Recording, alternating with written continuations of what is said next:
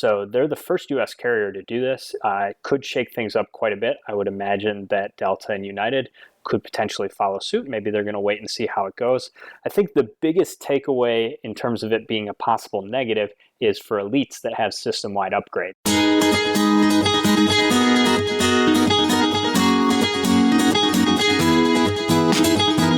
Hey everybody, welcome to the AAdvantage Travel Podcast, your weekly meetup with thousands of entrepreneurs, hustlers, creators, nomads, ninjas, wanderers, and world changers, all seeking to build the skills and connections to live a life without borders.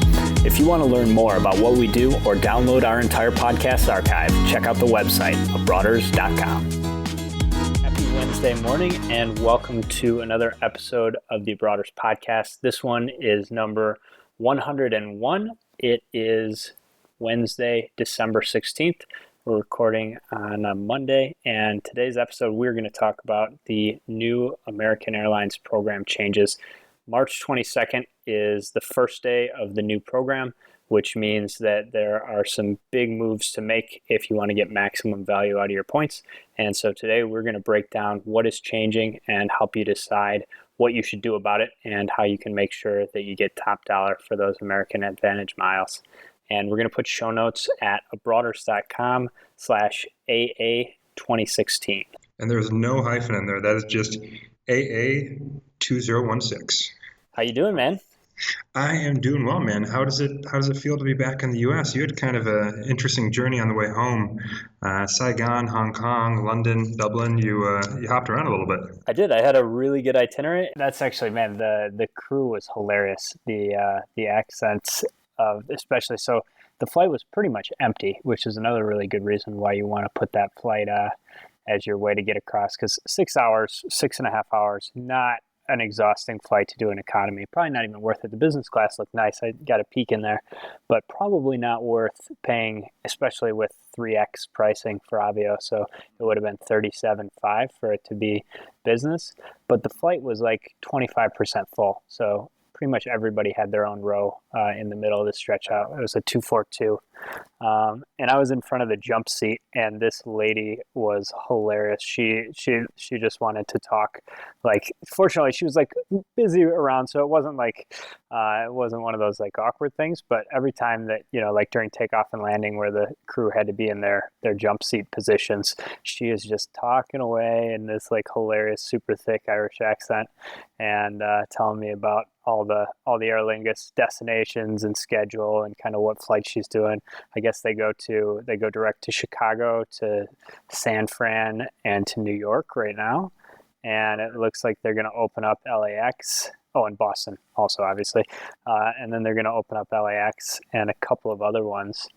And man, just like a really, really good flight experience all around. The nice thing about having an open cabin is service. In economy, service is better. The crew is not stressed. They're a bit more generous, and then the fact that you have more room. It's just there's a multiplier effect on having fewer people on the plane. Oh, for sure. You know what? One other thing that was really interesting. So there were actually two kind of unexpected travel developments during the day. So one of them was that Dublin has pre-clearance for the U.S. So you actually clear customs for the U.S.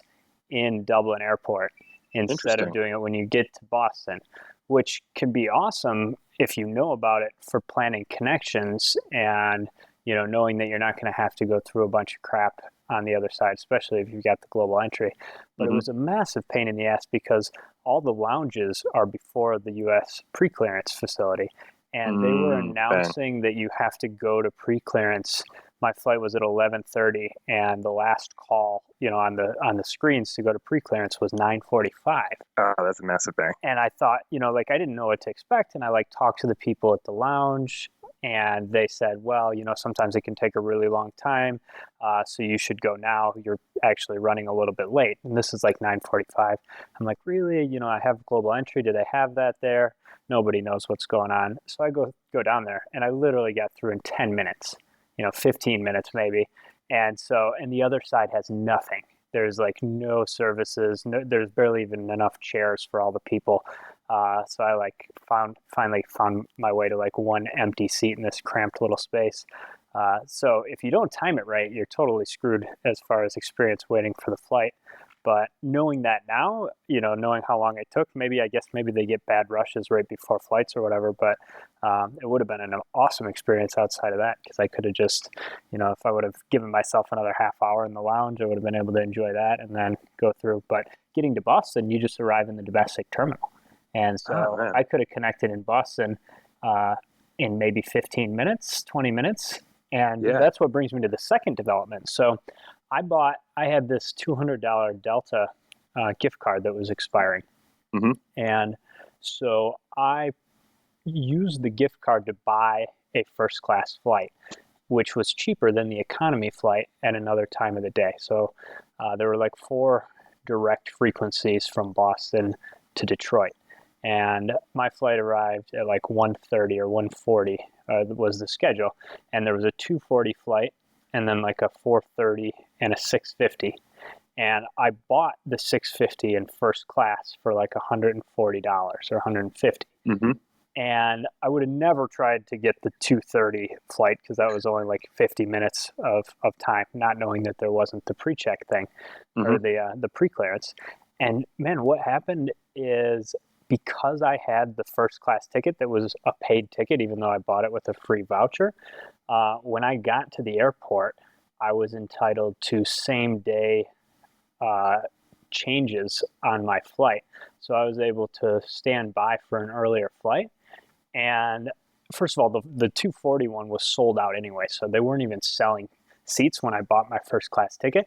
But because I had a first class ticket, they bumped me to the 2:30 flight, the 2:40 flight. I just like cruised out of the gate, went to the first class check-in counter with Delta. They moved it. And the weird thing is, I totally screwed somebody out of their upgrade because the flight was full. And the lady at the desk called and she said, "Why are you clearing upgrades? There's 40 minutes to departure." And the lady, gave her some answer, and she goes, No, you can't do that yet. 20 minutes to departure. I've got a first class passenger that paid here. I need a seat for him. And I'm just sitting there laughing like, oh, how many Delta Diamonds are in the economy on this cramped flight, and planning on getting that seat. And they made it happen. They got me a first class seat. So somebody else, not a long flight, but somebody else didn't get their upgrade cleared because I bought a super cheap late flight in the evening. And because it was a paid ticket, I had priority over the Delta Diamonds even. And so I got an upgrade on their flight that I didn't actually pay for that flight. So super interesting way to work it out. If you plan it right, I guess the takeaway, I don't know if this would always work. You're certainly risking being at the airport longer than you want. But I cut 5 hours off my layover by booking first class on a late flight that I didn't ideally want, instead of booking economy class on the flight I did want earlier in the day. That's interesting. Speaking of premium cabin travel, did you see what happened to Qatar's inaugural flight out of New York? They clipped the lights at the end of the runway, right? They there's some. It's one of those new Airbuses, and they've got the plane flies itself. And once they started taking off and got up to I don't know how fast, the computer put the brakes on because they calculated that the runway wasn't long enough, and so it was like a really abrupt stop, and it was like apparently like a pretty violent stop. And it was like the points guy's like editor, like chief editor or whatever, was on that flight, and it was like a closed flight. It was like a charter flight. There's only like media flight for them showing off the first A350 takeoff. Yep. And then a couple people had requested to disembark, and they didn't let them off the plane. That's crazy. So I actually thought you were talking about a different scenario, which is a good backstory to it. Previously, the Qatar Airways flight, I think it was a 777, tried to take off from mid-runway, and they weren't supposed to, obviously, and they clipped the lights at the end of the runway and fucked up the plane. And but they flew all the way to Doha. Yeah. And the guy, the CEO, is like a real character. And he made some comments like, basically, it was air traffic control's fault, not ours. And it wasn't that big a deal. This kind of thing happens all the time. And they like did a damage assessment, and the plane had like a rip in the fuselage. And God. During the flight, the plane was like automatically compensating for for pressurization of the cabin and so forth. So, it's super interesting. And then, their own plane decided to abort when there was enough space on the runway. so interesting, man. I got to say also, by the way, this trip to Hong Kong, so 23-hour layover was perfect in Hong Kong. Mm-hmm. I went to the hotel. So it was a IHG free night that I got. I earned by staying in Bangkok at a $35 a night hotel. Right, the Holiday Inn, yeah. Right. So I get this thing, and they were selling rooms for like $800 roughly a night. And in the bar, I think I sent you a screenshot. Yeah, $27 $27 was the cheapest drink. The cheapest mixed drink available cocktail was $27. But what a hotel, man! I mean, definitely if you can figure out a way to earn free night certificates or do it on points, it was just over the top in every single possible way. Damn. I want to put together a comparison report because my last 23-hour layover, I stayed at this complex, ironically called the Hong Kong Mansions or something like that, and my room was literally the size of like my kitchen table. Like there was like, it was basically a capsule hotel without being a capsule. There's like a bathroom cube that was about 3 feet by 3 feet, and a room to squeeze your body from the bathroom to the bed, and that was it.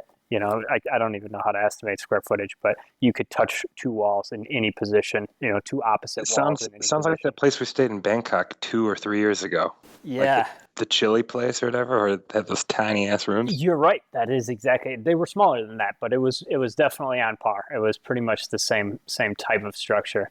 And so this time literally it was like 5 or maybe even 10 of my first hotel room ever in Hong Kong could have fit in this suite that we were in the Intercontinental there. So, but I'd say kind of the highlights for the return. So I strung together a couple of different award itineraries. So I had a business class American award that went from Saigon all the way to Dublin. And so we're going to talk quite a bit more about that opportunity, and it's definitely going to get more expensive in March. But that was really nice. So it was on Cathay Pacific. I stopped in Hong Kong for 24 hours. And then the other award that I used to get all the way back to the U.S. was the British Airways partner redemption on Aer Lingus, and that one was definitely a really good experience. It's the one that is Boston is the only place in the U.S. that has a British Airways partner flight that's in the zone that's only 12,500 miles. So it's probably the cheapest award to Europe that's available, and really good experience. Oh man, happy to hear, man.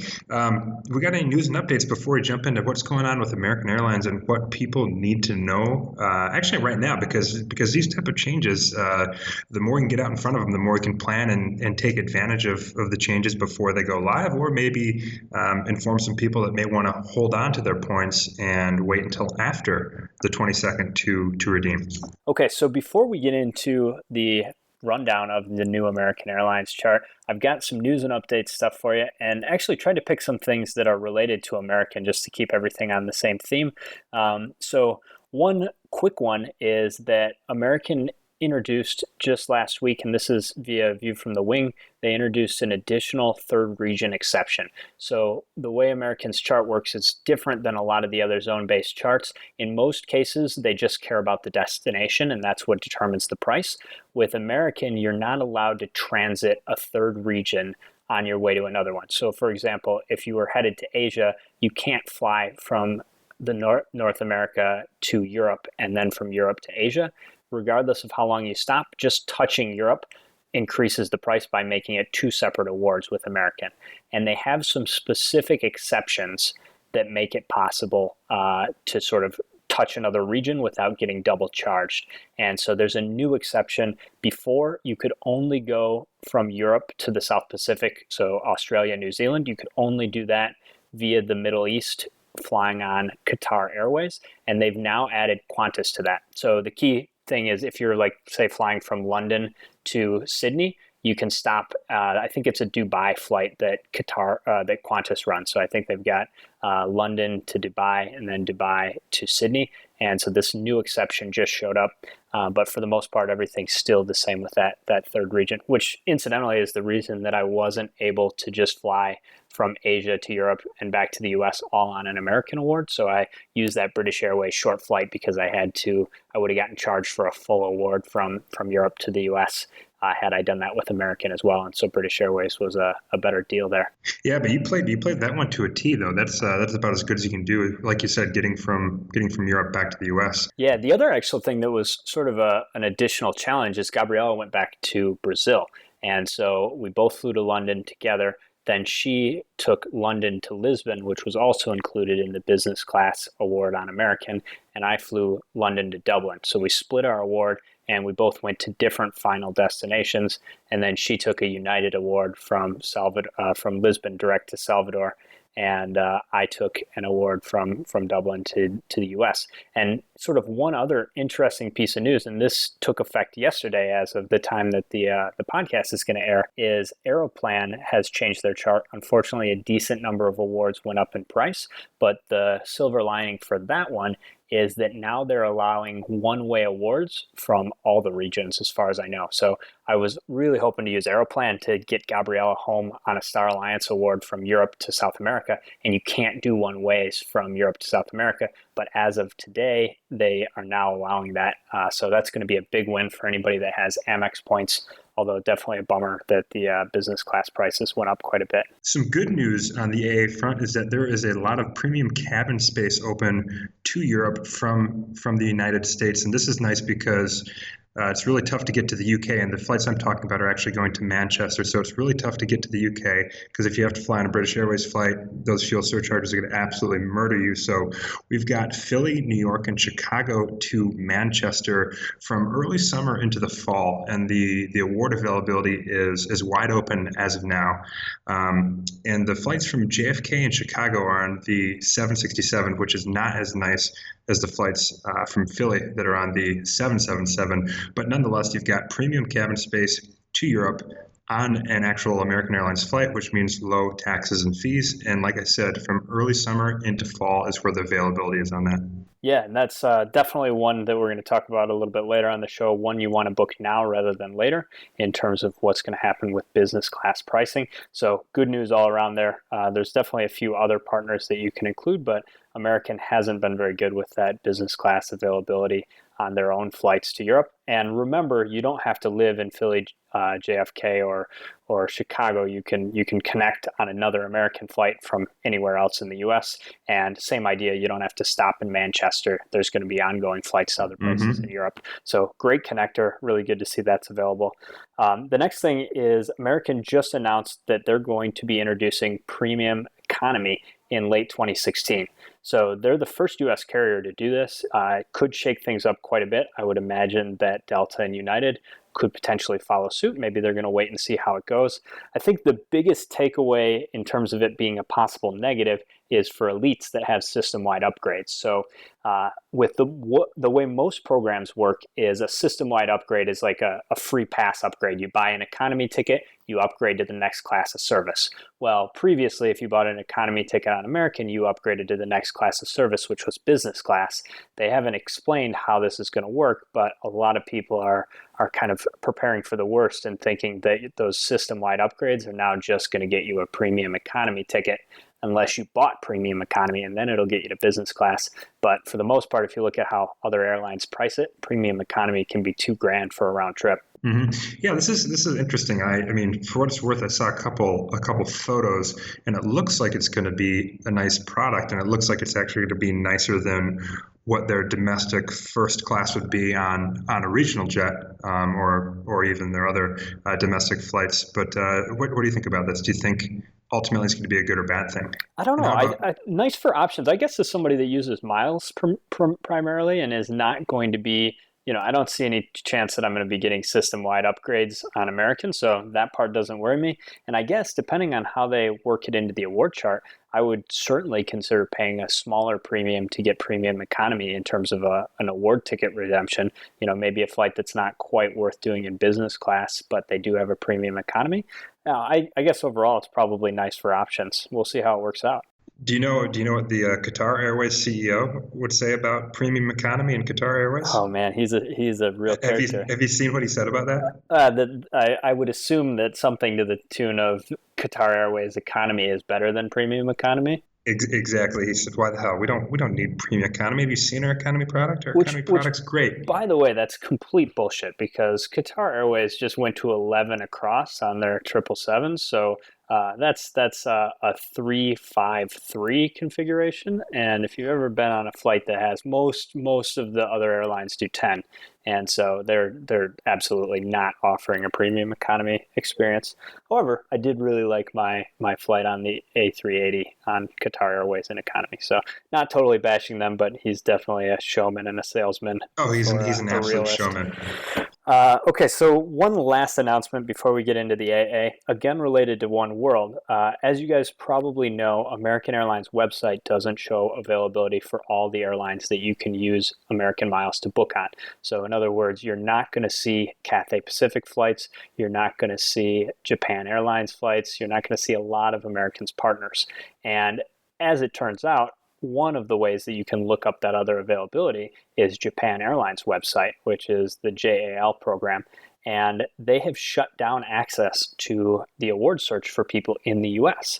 And this came out, I'm not sure which blog this was first published on, but we'll put the link in the show notes and give some credit to the author here. But essentially, they've just eliminated the US. So if your credentials were, if you signed up for an account with an address in the UK, you can still access everything. So it's not like they have a real outage. They just decided to stop letting Americans freeload off of their award system search. So the bottom line is you can still use BA and you can still use Qantas and Expert Flyer to look for those seats that you can't find on the American site. It looks like this outage at the moment is temporary and it should be back to normal in March of 2016, but we'll see if that actually happens. All right, man. Are you ready to talk AA and these changes and what it means for the people? I am. Let's get into it. Okay, to give just kind of a high-level overview, just to be blunt, American Airlines has devalued their chart a little bit. So they've announced changes that in the big picture are going to overall devalue things. It doesn't mean that it's all bad. There are going to be some opportunities. And the things you need to know, the main thing is that these changes go live March 22nd. So what that means is if you have American Airlines points and you book on the 21st of March or sooner, you will be able to use the current chart that we have, the chart that we have had. And if you book on March 22nd or later, you're going to be subject to this new chart that we're going to kind of run through. And just to add a couple of good things with the changes, as well as just being honest about some bad things. The good things are there are now going to be more accessible domestic short-haul flights using points, and it's going to be cheaper. For 7,500 AA miles, you will be able to take flights under 500 miles. There's some funky stuff between the US and Canada for longer flights, but for flights under 500 miles within the US or to Canada, it's only going to be 7,500 AA miles. So an example would be from New York to Toronto. That's a pretty good deal. And also award flights to and from Mexico, the Caribbean, and Central America, those are going to actually be a little bit cheaper than they were before. And then finally, there's going to be economy flights to the Middle East. They're going to be slightly cheaper as well. And that's going to drop from 45,000 points to 40,000 points. Okay. So, for this being a devaluation, there is still a little bit of silver lining. And I think one thing that's nice is so many people ask about using their points in the US, and it's almost never a good deal. If you had British Airways points for a while, those short-haul flights, direct flights, because it's a mileage-based thing, is a nice deal. But this is going to make more domestic flights accessible if for some reason prices are really high and you can crunch the numbers and get a good return. I wanted to jump in on the short haul. So that's actually kind of moving in the opposite direction as British Airways. So BA just announced that in February they're going to cut the 4,500 in the US. It's almost in the US only. Almost like they kind of changed roles there. Yeah. So well, and okay. So the British Airways in their defense is only going up to 75. So at some point in March, those are going to be the same. So short haul flights, I believe the BA chart is under 651 is going to be 7,500 in the U.S., but it's got to be a Mm-hmm. direct flight. So the real plus here, the American ones are going to be 7,500. I would say American miles are hands down more valuable than British Airways, even after the new changes. But Mm-hmm. if you've got to connect and you're still doing, say you're doing LA to New York, but there's no availability on a direct flight, that 7,500 could definitely be a big, really good deal for an Mm-hmm. expensive flight. And also, the business class is only 1,500. So for a transcon, it could be worth doing. 15,000. Yep, yeah, 15,000. 15,000. Okay, so the other thing here that you mentioned is the extra regions. So Yeah, there's going to be there's more regions now in this new chart. So the chart goes from, it was previously 9 regions. That's what we're dealing with right now. And it goes up to 14 regions. And so there's changes in Mexico, the Caribbean, Central America, also some changes with Canada and Alaska. so Canada and basically, Alaska are they just broke out new regions from the existing North America region. Is that sort of what went down? Yeah, the only thing that really changes based on the new regions is, like I said, Mexico, the Caribbean, and Central America gets a little bit cheaper in economy and business class, and the stuff with Canada is the opposite. It gets a little bit more expensive. So if you price out an award from, say, Canada to Europe, as opposed to the 30,000 points in economy at the saver level, it's going to be 32.5.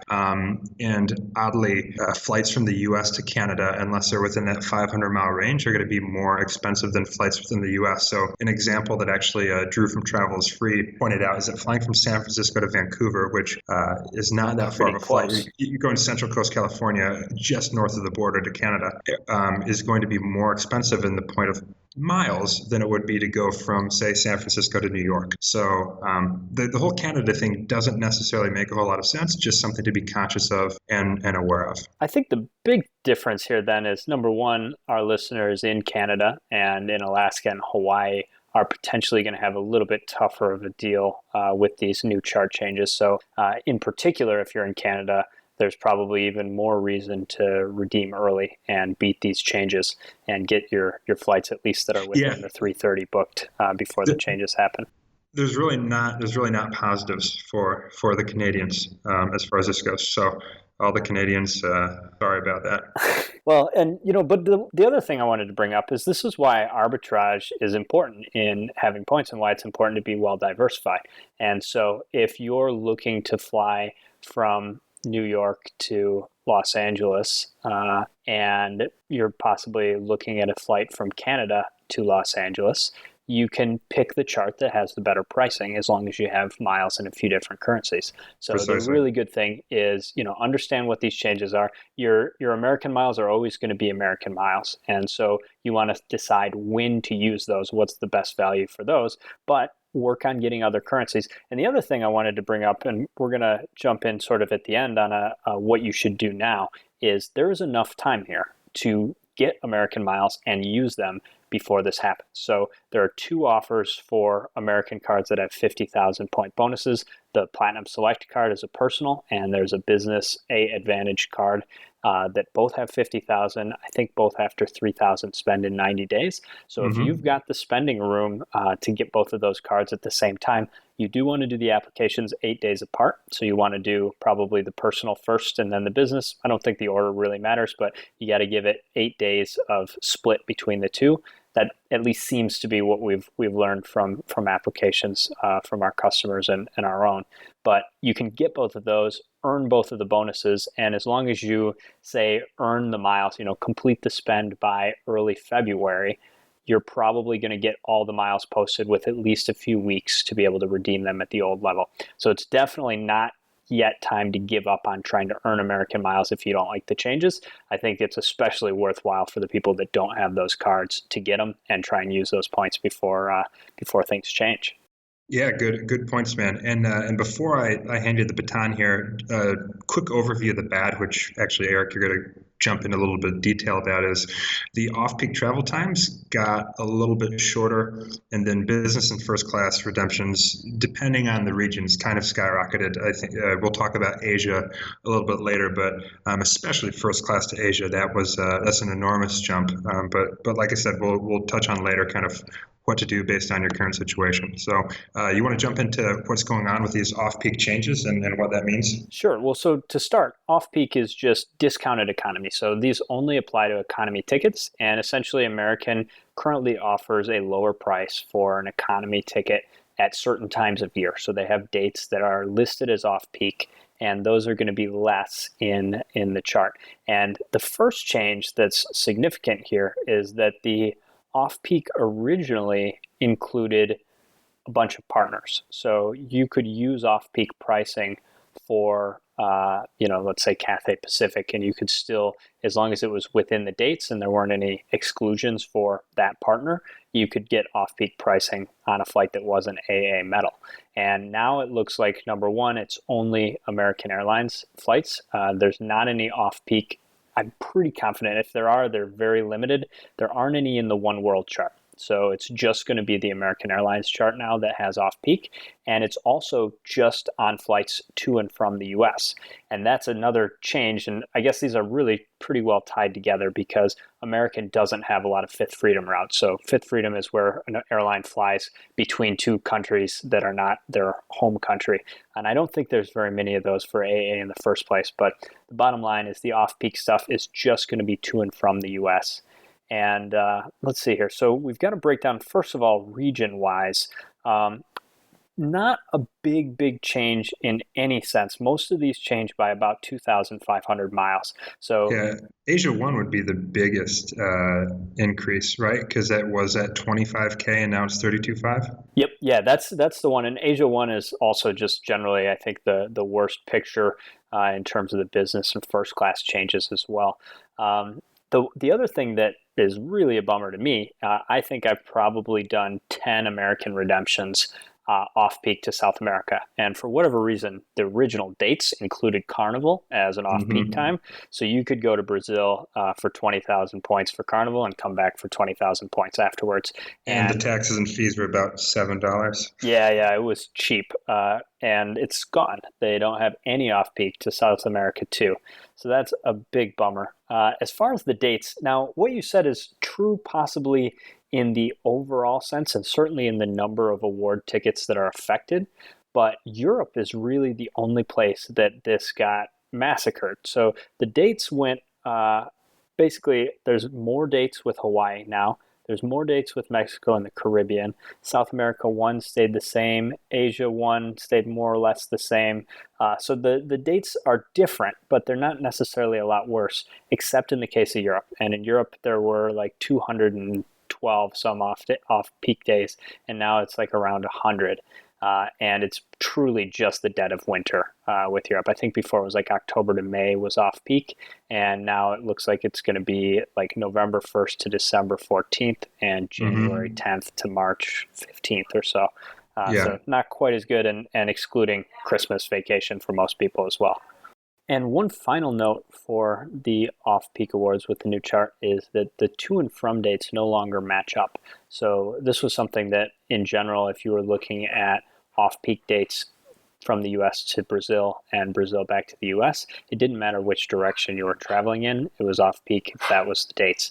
And in the new system, it looks like these are going to be off-peak is defined in a direction of travel. So from the US to Brazil would, no longer South America, so that's not going to apply. But from the US to Europe, off-peak in that direction of travel might not be the same as from Europe to the US. So that's something to keep in mind as well. And we're going to post the 2 award charts. So if you've got a specific trip, you can kind of do the analysis for yourself. We didn't want to get in here and read off a bunch of, specific numbers, and, you guys can look that stuff up pretty easily. And so we want to just sort of give you the high level things that you want to look out for. Okay, so to wrap things up, wanted to reiterate here that if you want to beat these changes, you need to book your ticket before March 21st or before the 22nd. So March 21st is your last day to book with the old chart.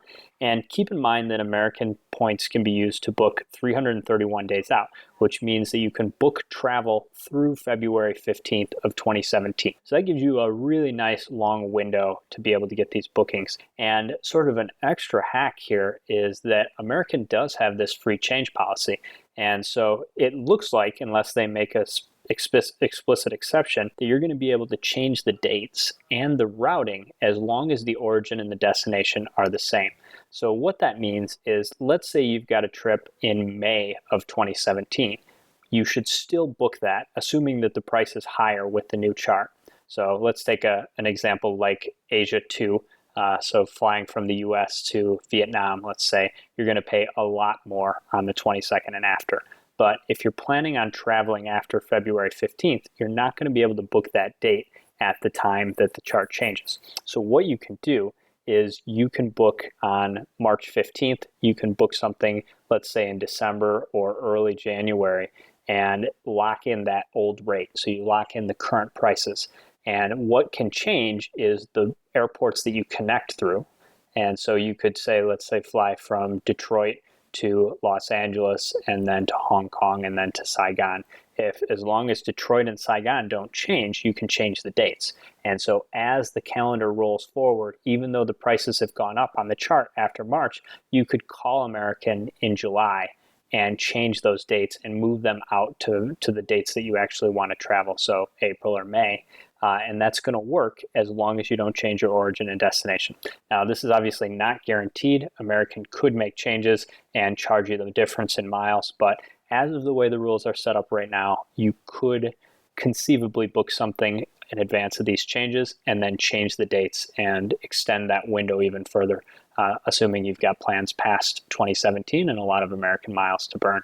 All right, so I guess before we go, AJ, let's recap when you should be booking before the 22nd and maybe what people should wait until the new charts act. Okay, the most important thing, the absolute crucial thing, is if you know of travel plans within the next year between the US and Asia, whether it's Asia 1 or Asia 2, and especially if you're going to do so in premium cabin space, that's business class or first class, you have to book before March 22nd.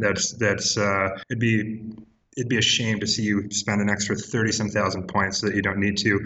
For example, the flight I took back, that's going to change quite a bit. It was 55,000 points, and that was business class from Hong Kong to New York. First class, I think, is only 67,500. You're talking Cathay Pacific, an amazing product, and that goes up to over 100,000 points. So you're talking, you're paying an extra long-haul flight and economy tax just if you're waiting. So if you got points and you got the plans and you want to go in business class or first to or from Asia between the United States, absolutely get that taken care of. There's a couple of reasons where you could possibly wait, and the new chart could be your friend. Like we said, Mexico, Central America, Caribbean, that's going to be cheaper in both economy and business class. Economy class to the Middle East is going to save you 5,000 points each way. So if you do have domestic travel plans and it's going to be a short flight, do remember that this new chart that goes active March 22nd, you're going to be able to, for just 7,500 American points, you're going to be able to do a one-way. And like I said, flights under 500 miles. And if you were curious as to if your flight is going to be less than 500 miles, head over to gcmap.com, punch in the airport codes, and it will tell you how far that flight is. Really nice tool, free tool, and you can see that in the show notes. Awesome. Really good tip. So I guess to kind of wrap it up, if you're flying business or first class, definitely take a look at the chart for your specific destination. Business class is going up roughly 20% in most places. First class is going up as much as 50 or 60%. So you really want to look at premium cabin stuff if you've got those plans. Economy, not quite so urgent. The changes are more mild, and you might even do better to certain regions. So I think that kind of wraps it up. We're definitely going to continue to follow up on this topic as we learn more and as we sort of plan things out with customers and our own travel plans. So we'll definitely continue to report back on those things, and we'd love to hear from you guys as well. Drop us a line, let us know what your plans are and what you're going to be doing about this devaluation and how you're going to use those American miles for maximum value. Yeah, show notes at abroaders.com/AA2016. And one final announcement before we say adios is for people that did not catch last week's episode, Eric and I and the team at Abroaders, we have launched a new community for the do-it-yourself travel hackers. The whole basis behind this is that you as a travel hacker, me as a travel hacker, we can accomplish more together. So what we've done is we've created a community where there's going to be a forum where we're going to all be able to communicate with one another, share tips, hacks, resources, and then we actually will have a membership site as well where members will have access to video tutorials, different resources, and our bookmark library of tools and resources that we use to fulfill and do work for our premium clients. So if you have any interest in that, just head over to abroaders.com/membership. Plans start at $7 a month. We wanted to make it super affordable, get a bunch of people on there sharing information. Awesome, man. That sounds really, really good. All right, that's going to do it for this week's show. Thank you so much for being with us. This week's international jam is a track called Every Other Freckle. Just discovered this one, finally revisiting a group that I really like. It's called Alt J. It's a quartet of English indie rockers, and they put out some really interesting sound. Be advised, this one has a parental advisory on the YouTube video. Not totally sure why as far as the video goes, but you got to say you're of age to be able to watch it. And I guess after listening to the lyrics a little more carefully, makes a little bit more sense. Anyways, I hope you guys enjoy. We'll be back next week, 8 a.m. Eastern Standard Time. Wherever you are, travel safe.